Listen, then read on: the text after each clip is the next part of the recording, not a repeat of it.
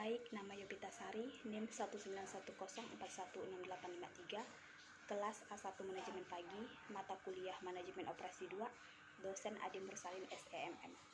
Baik, di sini saya akan membacakan ringkasan mengenai dua video tentang metode peramalan dalam produksi.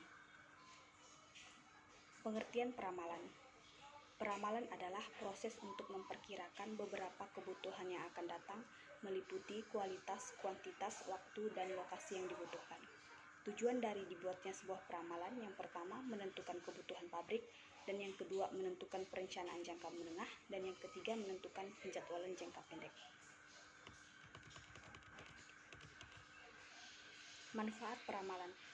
Yang pertama, sebagai alat bantu untuk merencanakan yang lebih efektif dan efisien, dan yang kedua untuk menetapkan kebutuhan sumber daya pada masa yang akan datang, dan yang ketiga untuk membuat keputusan yang tepat.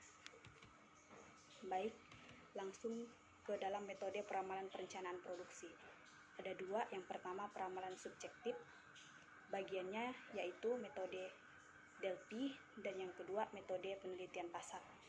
Bagian yang kedua yaitu peramalan objektif, bagiannya metode intrinsik dan metode ekstrinsik.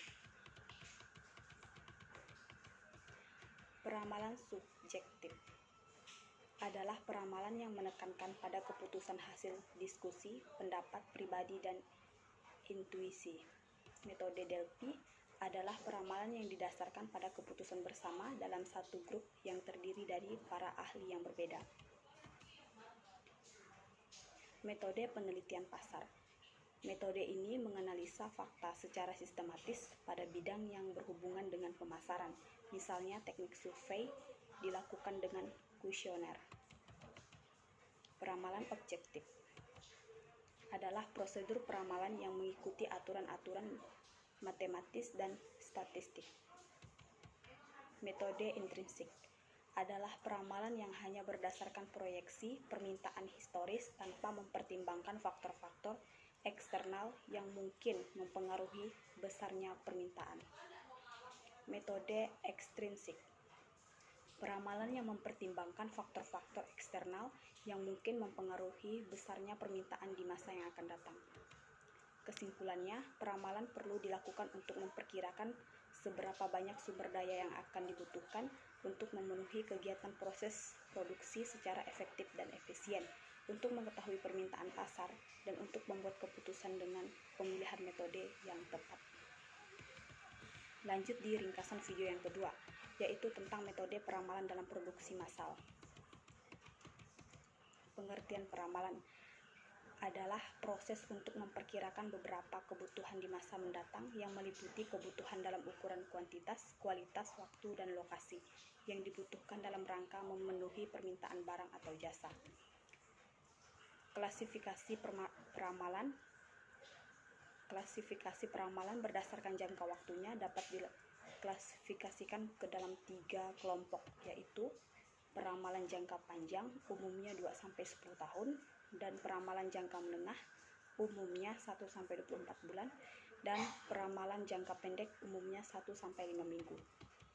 Tujuan peramalan menentukan kebutuhan dan ukuran perluasan pabrik, dan yang kedua menentukan perencanaan jangka menengah untuk produk yang ada untuk diproduksikan dengan fasilitas yang ada, dan yang ketiga menentukan penjadwalan jangka pendek dari produk yang ada untuk diproduksi dengan peralatan yang ada. Karakteristik peramalan yang baik. Peramalan yang baik mempunyai beberapa kriteria yang penting, antara lain sebagai berikut. Yang pertama yaitu akurasi, dan yang kedua biaya, dan yang ketiga kemudahan. Metode peramalan perencanaan produksi. Menurut metodenya, peramalan dikelompokkan menjadi 2 kelompok, yaitu peramalan subjektif dan peramalan objektif. Analisis deret waktu. Komponen-komponen dalam analisis deret waktu. Yang pertama kecenderungan, yang kedua siklus, dan yang ketiga pola musiman, dan yang keempat variasi acak. Indikator keberhasilan tahapan produksi massal. Yang pertama yaitu keberhasilan manajemen produksi.